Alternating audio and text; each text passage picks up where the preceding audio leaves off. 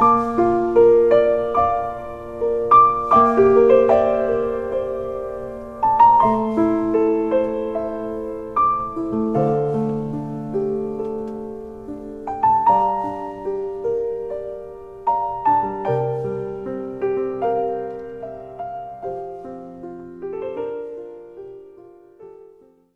함께 나누실 말씀 요한계시록 22장 제일 마지막 부분입니다.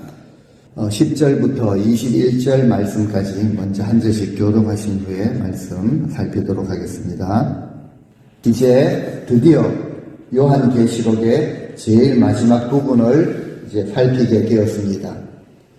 요한계시록은 신구약 성경 66권의 결론과 같은 책인데요. 그리고 보니까 오늘 이 마지막 말씀은 성경의 결론 중의 결론에 해당하는 말씀이다 라는 것으로 볼 수가 있습니다. 어떤 일이든지 어떤 책이든지 우리 인생도 마찬가지고 마지막 결론이 제일 중요합니다. 신구약 성경 66권 전체에 하나님의 말씀 전체의 결론에 해당하는 말씀이 무엇을 강조하는가? 요한계시록에서 강조를 많이 하셨죠. 귀 있는 자들은 들을지어다 라고 하셨습니다.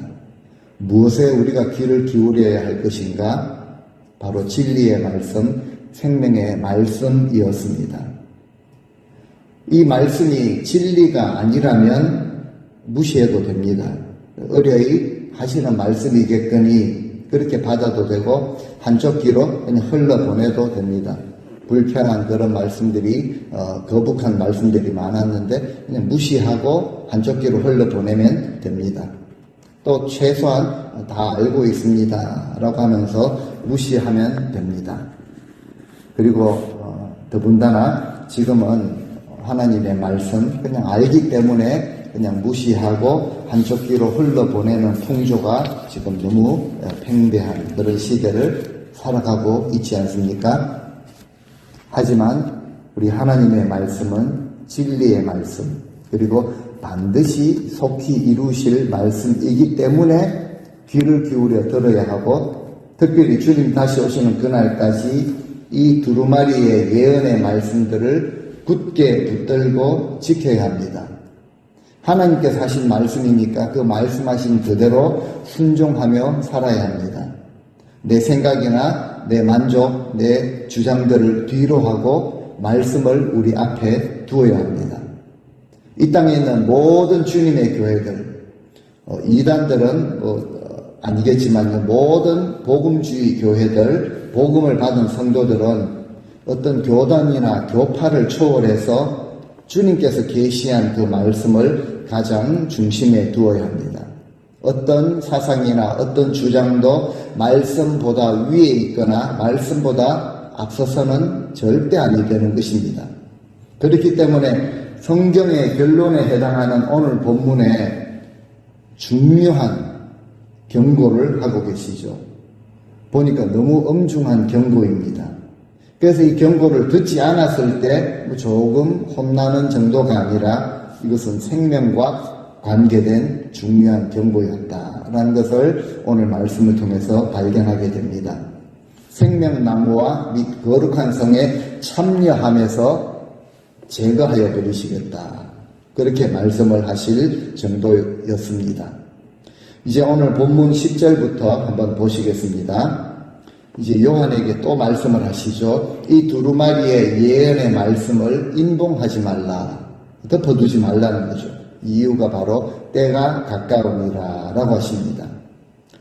두렵고 참 난해한 말씀. 그래서 유명한 신학자도 이 요한계시록만큼은 주석을 하지 않았던 그런 말씀인데요. 덮고 피하는 것이 상책이 아니라는 거죠. 지금 우리 가운데 읽혀져야 하고 우리 귀에 들려져야 하고 이 말씀은 널리 증거되어져야 한다라는 것을 의미합니다. 이유가 무엇이었습니까? 주님의 재림의 때가 가까이 왔다라는 거죠. 매우 가까이 왔다라는 것입니다. 이 가깝다라는 뜻의 의미는요, 출타한 주인이 멀리 갔다가 이제 돌아오실 때가 문 앞에 가까이 왔다라는 것을 의미하는 것입니다. 주님께서 이 땅에 오심으로써 시작된 우리 하나님의 나라가 이제 주님 임하실 때가 속히 이제 가까이, 신이 매우 가까이 왔는데 주님의 오심으로써 완성되는 그때가 이제는 성큼성큼 우리 앞에 다가오고 있다라는 사실이죠. 그렇기 때문에 이 두루마리의 예언의 말씀을 우리가 증거해야 하고 듣는 자들로 하여금 아직 하나님께서 기회를 주실 때 그 말씀을 듣고 우리 삶의 모든 것을 완전히 주님 앞에 드릴 수 있는, 회개하고 다가올 그 미래를 준비할 수 있는 시간을 가질 수 있도록 전해야 하는 사명을 교회에게 주신 것입니다. 그래서 바울도 디모데에게 때를 얻든지 못 얻든지 너는 이 말씀을 전해야 한다라는 사명을 다시 한번 새롭게 해 주신 것이죠. 그런데 이처럼 최후의 때가 임박해져도 사람들은요, 어떻게 할 것인가? 지금까지 자기들의 살아온 그들만의 방식, 그리고 그들이 선택해온 그 삶의 방식은 참 두려운 말씀인데 좀처럼 바뀌지 않는다라고 성경이 말씀을 하십니다. 11절 말씀이죠. 지금까지 불의를 행한 자들은 그대로 불의를 행하게 하고, 더러운 사람은 계속 그대로 더러움 가운데 있게 하고, 의로운 사람들은 그대로 계속 의로운 일을 행하게 하고, 거룩한 사람은 그대로 계속 거룩한 가운데 있게 하여라 라고 이런 말씀을 하시죠. 불의와 악을 행하는 것 그대로 할 수 있도록 허락하시는 것이 아니라 주님의 그 심판의 때가 가까이 왔을 때 지금까지 그 사람들이 선택해온 삶의 방식, 이것은요 그냥 더 확고해지고 더 굳어진다, 그런 현상들이 일어날 것이다 라고 성경이 말씀해 주시는 것이죠. 굉장히 안타깝고도 두려운 말씀입니다. 사람은요 쉽게 변하지 않습니다. 한번 그냥 은혜 받고 좀 새로운 것을 좀 깨닫게 되었다고 변하고 이러지 않습니다. 삶의 습관이 무서운 것이죠. 그래서 우리에게는요 불가능하니까 나는 그대로 어떤 부분들은 난 그대로 살 것이라, 이것이 아니라 정말 가능하게 하시는 우리 성령님의 은혜를 구해야 하는 것입니다. 강팍한 신령이라면요 지금 깨뜨리는 것이 100배, 1000배, 만배 유익합니다. 마음의 토양은요 굳어지면 안 됩니다. 그렇기 때문에 성경은 이것을 갈아엎어라, 부드럽게 하라 라고 권면을 하셨죠. 그런데 꾸준히 이 권면의 말씀을 무시한 자들의 심령, 마지막 때 신이 임박한 때가 되어도 더 이상 쉽게 바꾸어지지 않는 그 상태 그대로 갈 것이라. 참 저는 이 말씀이 굉장히 두려운 말씀이라고 그렇게 받아들여졌습니다. 자, 그때 12절 어린 양 되시는 예수님께서 말씀을 하시죠. 못을 박아서 분명하게 말씀을 하십니다. 보라, 내가 속히 오리니 내가 너희에게 속히 가겠다. 그때 내가 너희에게 줄 상급이 있다. 그 상급이, 엄청난 상급이 있다라는 것이죠. 그래서 내가 가서 각 사람이 그들이 행한 대로 보상을 해줄 것이라. 그 믿는 자들에게는 이것이 얼마나 놀라운 소망과 축복의 말씀인지 모릅니다. 주님께서 오실 때 우리에게 주실 그 상급이 있다는 거죠. 이제는 주님께서 직접 재림의 그 임박성에 대해서 강조를 하고 계십니다.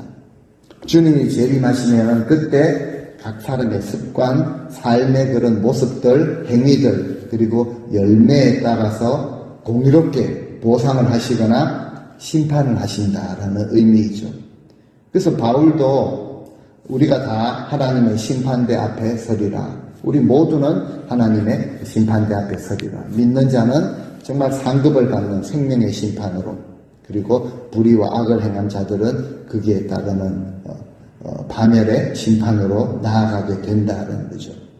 그래서 결국 우리는요 매일매일의 삶이 다시 오실 주님을 기다리는 삶이 되어야 하고, 우리 주님께서 다시 오실 때 주님 앞에서 상급을 받을 수 있도록 날마다 우리의 행위를 철저하게 살펴야 하는 것입니다. 행하신 대로 갚으신다라는 것은 성경의 절대적인 원리이죠. 13절에도 말씀하십니다. 나는 알파 오메가다. 처음, 나중이 되고 시작과 끝이 된다라고 하십니다. 즉 우주의 그 태초의 태고의 그 시작도 주님께로 나왔고 역사의 마지막도 주님 손에 의해서 마무리가 된다라는 것을 말씀을 하시죠. 그러니까 그 사이에 그 영원한 그 모든 시간들, 그 사이에 개인과 가정과 교회와 나라들과 제국과 민족들의 모든 열방의 모든 역사를 홀로 주관하시고 경영하시고 마지막에 심판하심으로 끝을 맺으시는 분이 바로 우리 주 예수 그리스도이시다라는 것을 성경이 말씀하고 있습니다. 이것을 확실하게 믿을 때 우리 성도들에게는요, 큰 위로가 임합니다. 처음과 마지막을 주관하시는, 모든 것을 주관하시는 주님 안에 우리가 안전하게 거할 수 있고, 주님이 우리의 강한 산성이 되시며 그 소망을 품고 이 땅을 살아가는 동안도 우리가 평안을 누리게 되는 것이죠. 이런 확신을 가질 수 있는 자들이 누구인가? 다음 절에 이렇게 말씀을 하십니다. 이 땅을 살아가는 동안 부지런히 자기의 두루마기, 그 의복을 빠는 자들이라 라고 말씀을 하시죠. 14절 말씀 같이 읽겠습니다. 자기 두루마기를 빠는 자들은 복이 있으니 이는 그들이 생명나무에 나아가며 문들을 통하여 성에 들어갈 권세를 받으려 함이로다. 아멘. 자기 두루마기를 빠는 자들, 즉 예수 그리스도의 보혈로 죄사함을 받고 정결해진 자들을 의미합니다. 우리는 앞에서 살폈죠. 구원받은 14만 4천 성도들이라 라고 말씀하십니다. 그들에게 어떤 공로가 있어서 스스로 깨끗해지는 것이 아닙니다. 그들 역시 죄로 얼룩진, 수치로 얼룩진 인생들이었는데 깨닫고 주님 앞에 회개를 하죠. 철저하게 회개하고 어린 양의 보혈로 자기의 두루마기를 깨끗하게 빨았던 자들입니다. 특별히 잘나거나 뛰어나거나 흠이 없는 자들이 아니라 흠이 있고 얼룩이 있고 죄가 있었는데 정말 주님의 보혈의 공로를 힘입어서 자기의 두루마기를 깨끗하게 빨고 준비했던 자들이었습니다. 우리가 우리 주 예수 그리스도의 십자가의 희생을 정말 믿음으로 받아들일 때 우리 인생은요, 그 앞에 굴복하게 되어 있습니다. 그리고 자신의 죄를 깨닫고 자신의 죄를 자복하게 되어 있고 사죄의 은총을 구하고 정말 주님이 사죄하시는 그 은총을 받았을 때 죄의 길에서 돌이키는 그 결단을 드렸던 자들이었죠. 그렇기 때문에 삶의 모습을 보면은, 그 뒤의 모습을 보면은 순종과 헌신, 거룩함이 그들 가운데 보일 수 있었다라는 것이죠. 그런데 그렇지 못한 자들도 분명히 있습니다. 그래서 그들을 향해서는요, 그 다음 절을 보니까 좀 심한 그런 표현을 하십니다. 먼저 이제 개들이라는 표현을 먼저 하시죠. 쉬운 성경에는 개 같은 자들이라고 좀 거북한 그런 표현을 하십니다. 예수 그리스도의 그 십자가의 은혜를 저급하게 대했다면은 그 인생의 모습은 짐승과 같다라는 거죠. 그 귀한 은혜를 값싼 싸구려로 취급을 했으니 이런 표현이 그들에게는 합당한 것이라는 것이죠. 15절, 그러나 개 같은 사람들, 점치는 자들, 음행하는 자들, 살인자들, 우상 숭배하는 자들, 거짓말을 좋아하고 말을 지어내는 자들, 스토리를 만들고요, 상상을 통해서 소설을 만드는 자들, 이런 일을 행하는 자들은 누구라도 거룩한 도성에는 합당치 않다는 거죠. 절대 들어오지 못하고 도성 밖에 남아있을 것이라 라고 말씀을 하십니다.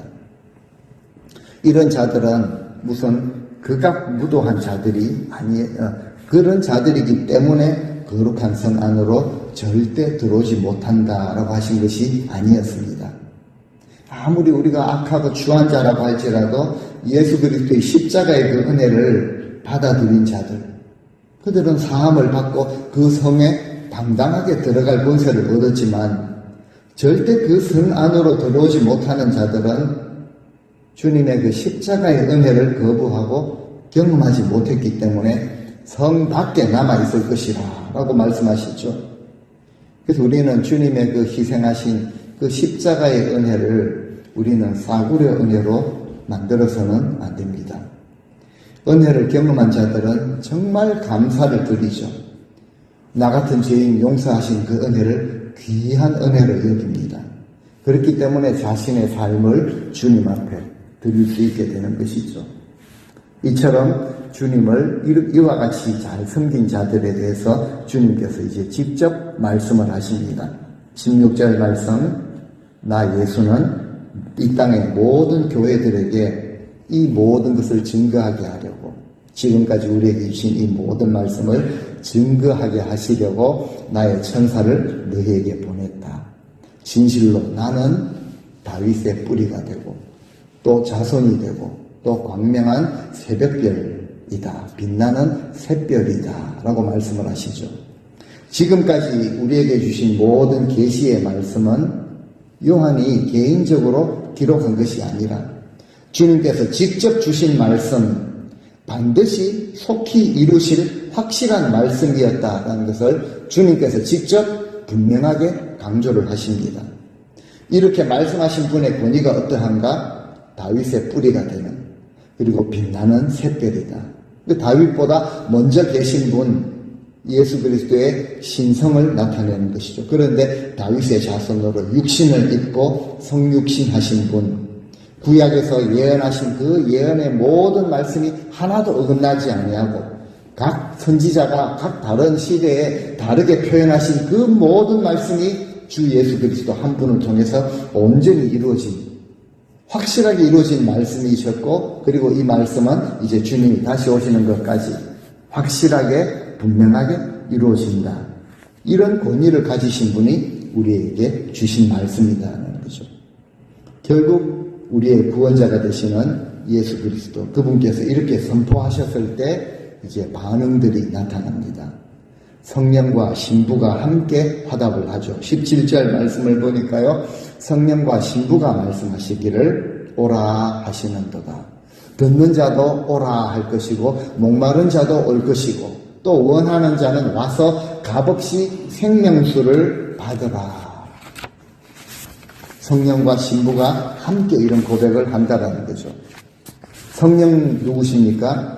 기록된 모든 말씀을 깨닫고 믿게 하시는 사역을 성령께서 하십니다.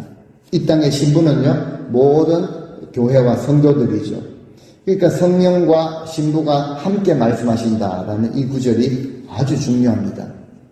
주님께서 지금까지 증거하신 이 생명의 말씀, 성령께서도 우리로 하여금 깨닫게 하신 이 말씀, 그리고 교회가 이것을 듣고 믿음으로 받아들이고 세상을 향해서 선포하는 이 말씀, 그러니까 두 가지죠. 주님께서 주신 말씀과 교회가 받은 그 말씀을 증거하는 이 말씀은요, 일치가 되어야 한다는 거죠. 교회가 세상을 향해 전하는 말씀은 주님께 받은 말씀 그대로 덧붙이는 것이나 빼는 것이 없이 그대로 전파해야 될 책임이 있다라는 것을 우리에게 보여주십니다. 그렇다면 성령의 감동을 받은 교회가 세상을 향해 외치는 복음의 핵심이 무엇인가? 바로 예수님께로 오라는 거죠. come, 오라는 것입니다. 어떤 주석에는 이제 주님을 향하여서 오시옵소서라고 이렇게 해석을 하기도 합니다. 하지만 이것은 성령과 교회가 함께 세상 모든 자들을 구원으로 이제 초대하는 그 모습이라고 볼 수가 있습니다. 목마른 자들도, 영적 갈증을 가진 자들도, 또 원하는 자들도 와서 값없이 생명수를 받으라라고 초대하는 그런 모습이라는 것이죠. 생명수는 영원한 생명, 구원의 은혜입니다. 인간의 어떤 공로나 노력으로 어떤 것으로 얻어지는 것이 아니라 전적인 주님의 은혜라는 것이죠. 그러니까 값없이 와서 마시라라고 초청을 하시는 것입니다. 이미 이 구원의 복음의 메시지를 들은 성도들은 세상을 향해 책임을 가지고 있습니다. 예수님께로 오라라고 외쳐야 합니다. 주님이 직접 말씀하셨죠. 강권하여서 내 집을 채우라라고 하신 말씀이 바로 이것이죠. 목마른 자도 오고 원하는 자도 오고 누구든지 와서 생명의 말씀을, 그렇게 생명의 물을 값없이 마음껏 마시라. 이것은요, 우리가 받은 이 귀한 구원의 은혜를 우리 혼자 감사하죠 이렇게 누리고 있는 것이 아니라 오라라고 외쳐야 할 사명이 교회에게 있다는 거죠. 그렇기 때문에 우리가 선교지에도 나아가는 것입니다.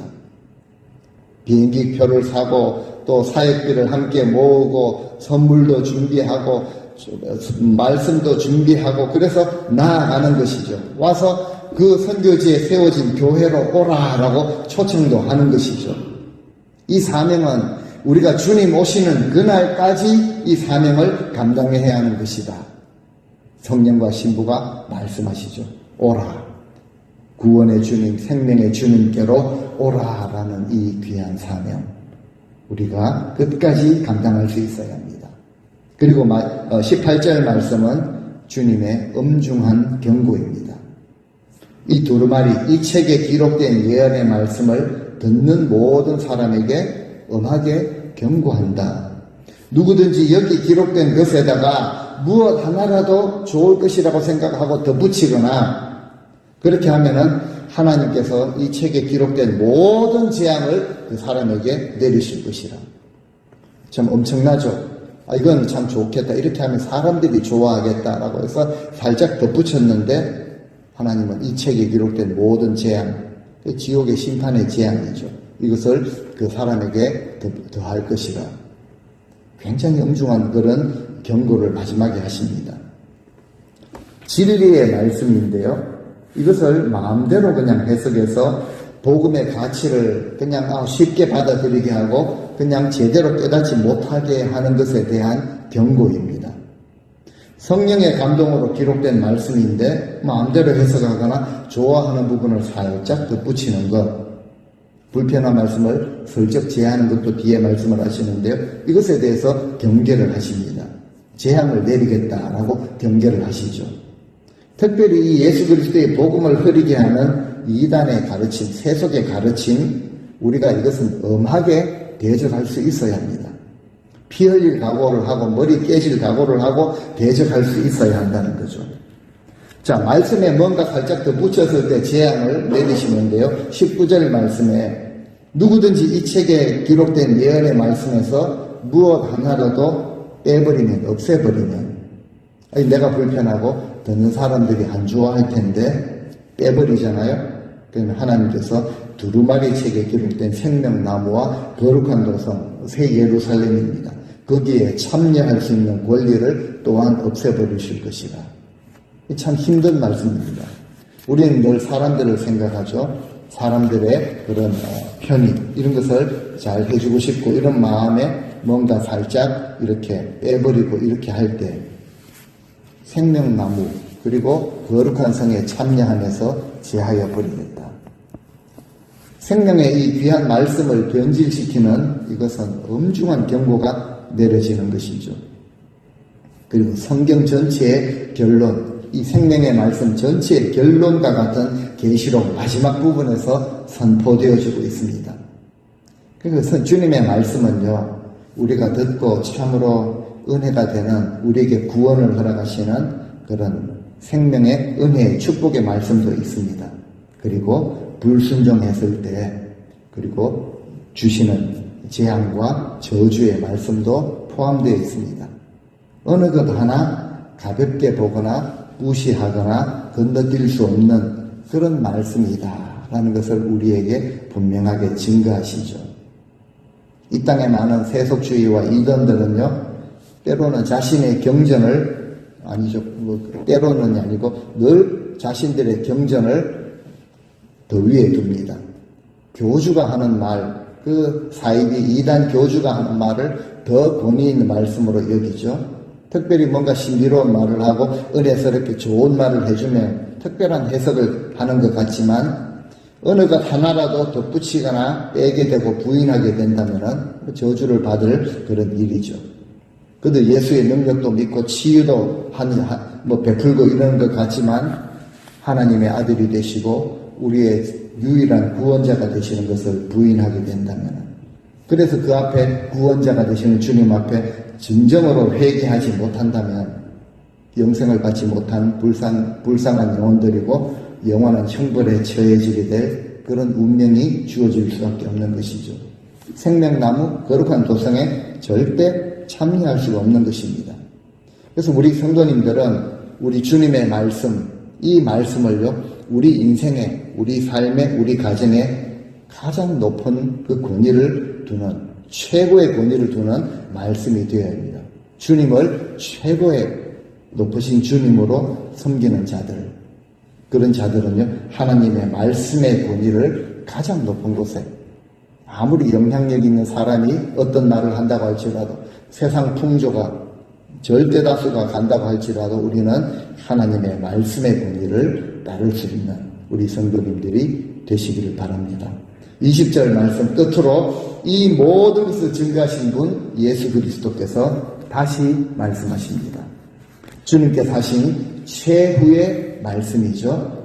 무슨 말씀입니까? 내가 진실로 속히 오리라. 그렇다.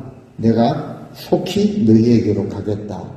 라고 하셨을 때 요한 당장 그 말씀을 처음 들은 요한이 아멘 주 예수여 오시옵소서 라고 화답을 합니다. 자, 우리 같이 한번 화답하겠습니다. 아멘 주 예수여 오시옵소서. 초대교회 성도들은요, 아람어 방언으로 마라나타 만날 때마다 이런 인사를 나누었습니다. 초대교회 때만 그쳐버리는 이런 고백이 되어서는 아니 되는 것이죠. 성경의 모든 말씀을 증언하신 분께서 그 말씀을 반드시 성취하십니다. 주님의 다시 오심을 통해 완성이 된다는 거죠. 내가 진실로라고 하시죠. 강한 확증의 표현입니다. 그리고 속히 오리라. 시간이 이제 얼마 많이 남지 않았다라는 뜻도 있지만 속히 오리라는 뜻에는요, 갑작스럽게 확실하게 임하신다라는 뜻이 더 강합니다. 이처럼 주님의 재림은 속히 반드시 이루어질 약속이고 또 갑작스럽게 이루실 그 말씀이기 때문에 우리 성도들은 주님께서 하신 말씀 그것 그대로 붙들고 살아야 합니다. 아멘 주 예수여 오시옵소서라는 이 고백. 주님을 사랑하는 자들은 주님의 재림을 기다리게 되어 있습니다.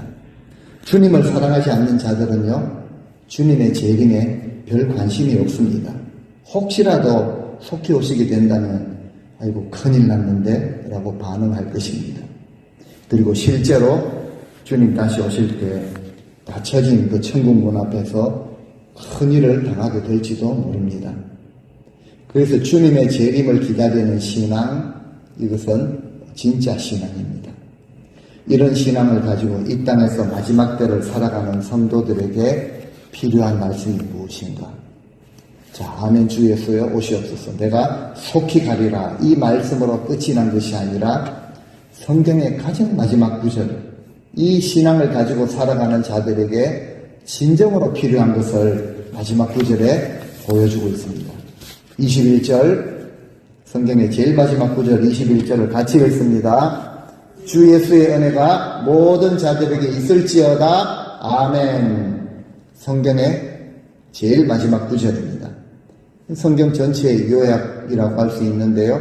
바로 주님의 은혜입니다. 은혜를 말하죠. 은혜. 우리가 하나님께서 베푸신, 그저 값없이 베푸신 그 선물, 구원을 은혜로 받았습니다. 죄로 죽어 마땅한 인생들인데 주님을 보내셔서 우리 대신에 희생 제물이 되게 하시고 우리 주님 때문에 우리의 모든 죄가 용서함을 받고 새 예루살렘에 입성하게 된 그 은혜입니다. 그리고 이 땅을 살아가는 동안도 도우시고 공급하시고 지켜주시는 은혜입니다. 이 은혜가 모든 자들에게 있을지어다 라고 하늘의 복을 빌어주고 있죠. 당시 초대교회 성도들 얼마나 심각한 그런 고난과 박해를 당하였습니까? 그 박해를 피해서 믿음을 지키고자 그 공동묘지 밑으로 지하 수십 미터 카타콤 그 동굴을 파고 수세대가 흐를 때까지 그렇게 믿음을 지킨 자들이었죠. 끝까지 믿음을 지킨 자들에게 주시는 은혜입니다. 마지막 때를 살아가는 우리 모두에게 필요한 것이 무엇입니까? 물질, 부유함과 성공하는 것, 내 만족 추구하며 안정되게 사는 것 필요합니다. 이것 가지고 성경이 뭐라고 하지 않습니다. 그런데요, 이것이 내 삶의 전부나 목표가 되어서는 안 된다는 거죠. 더 큰 귀한 상급이 있을 때는요, 이런 것들도 가볍게 정말 배설물처럼 여길 줄 알아야 한다는 것이죠. 우리에게 정말 필요한 것을 마지막 절에 말씀하시는데 주님이 주시는 은혜였습니다. 우리는 지금 영적으로 타락하고 배도하고 너무 혼잡한 그런 시대를 살고 있습니다. 물질적으로 너무 풍요로운 시대에 살고 있고, 더군다나 내가 가진 것이 있으면 소비하며 즐기기에도 더없이 좋은 그런 시대를 지금 살고 있고, 그런 위치에 살고 있습니다. 우리 주 예수 그리스도의 재림을 기다리며 그 주님 오시기를 준비하며 살아가는 모습 아주 희박하다라고 보여집니다. 오늘 주님이 다시 오신다고 해도 그렇게 반가운 소식이 아닌 자들이 너무 많다라는 사실이죠. 내 삶의 무게와 고통으로 하루하루 고통 가운데 살고 있다고 할지라도 하나님, 이 삶의 이 엄청난 무게가 사라지기를 원합니다. 바랄지언정 주님의 다시 오심을 사모하며 기다리거나 그 주님 오실 길을 실제로 예비하며 살아가는 자들이 과연 얼마나 있을까 조심스럽게 의심해보게 됩니다. 그만큼 우리가 이 땅에서 누리며 살아가고 있는 것, 또 지금은 없지만 이 땅에서 누리고 싶은 이 욕망이요, 하나님 나라를 소망하며 그 새 예루살렘을 바라며 그곳에 살고 싶은 마음보다 엄청나게 더 강한 이유이기 때문일 것입니다. 우리가 주님 나라를 향한 믿음이 있다면 우리 주님께 드릴 나의 신앙 고백이 무엇인가? 올해 우리는 교회 표어를요, 항상 찬송의 제사를 하나님께 드리자라는 표어를 세웠습니다. 여기서 찬송은요, 노래나 뛰어난 실력으로 드리는 음악이 아닙니다. 우리의 신앙 고백이죠. 정말 신앙 고백이 담겨있는 이 찬송가의 그 마지막 절을 보면 특징이 있지 않습니까? 그들의 신앙 고백이 어디로 귀결되어지는가? 바로 천국을 향한 간절한 소망이었습니다. 이것이 찬송가 마지막 절에 구구절절이 되어 있습니다. 주님의 다시 오심과 천국을 소망하는 그런 고백들이죠. 이 세상 떠날 때 찬양하고 숨질 때 하는 말 이것일세. 내 구주 예수를 더욱 사랑하기를 원합니다. 거기서 우리 영원히 주님의 은혜로 해처럼 밝게 살면서 영원히 주님을 찬양하리라. 주님 다시 배울 날이 날로 다가와 우리 갈 길 다 간 후에 보좌 앞에 나아가 왕의 왕께 경배하며 나의 면류관을 바쳐드리리. 내 주를 따라 올라가 저 높은 곳에 우뚝 서 영원한 복락을 누리며 즐거운 노래 부르리라. 이런 고백들이 진실로 저들에게 있었던 것이죠. 노래를 부르는 것, 멜로디를 붙여서 부르는 것을 넘어서 오늘 이 시간 요한계시록의 말씀을 다 살피고 마치게 되는 우리에게도 나는 주님을 향한 분명한 신앙의 고백이 있는가? 다시 오실 주님을 향한 사모함으로 드리는 고백이 있는가? 주님은 나라를 향하여서 새 예루살렘을 향하여서 나의 산 소망이 가지고 있는 나의 이 소망, 산 소망이 확실한 고백 그리고 삶의 행위로 증거로 나타나고 있는가?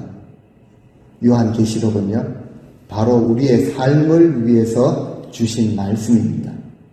우리는 요한계시록을 시작하면서 1장 3절에 이런 말씀을 살폈습니다. 다시 한번 마지막으로 읽고 말씀을 맺도록 하겠습니다. 같이 읽습니다. 이 예언의 말씀을 읽는 자와 듣는 자와 그 가운데 기록한 것을 지키는 자는 복이 있나니 때가 가까우니라. 아멘. 요한계시록의 말씀을 우리가 다시 한번 우리 앞에 펴놓으시고 예언에 반드시 이루실, 속히 이루실 말씀들을 우리 앞에 펴놓으시고 시간을 내셔서 쭉 한번 1장 1절부터 22장 21절까지 쭉 한번 읽어보시고 반드시 속히 이루실 말씀, 생명의 말씀들이었습니다. 그 말씀들을 마음에 새기시고 그 말씀을 지키며 살아가시는 우리 성도님들 다 되시기를 원합니다. 주 예수 그리스도의 은혜가 우리 사랑하는 삼일교회 모든 성도님들 위에, 가정들 위에 항상 함께 하시기를 예수 그리스도의 이름으로 간절히 축원드립니다.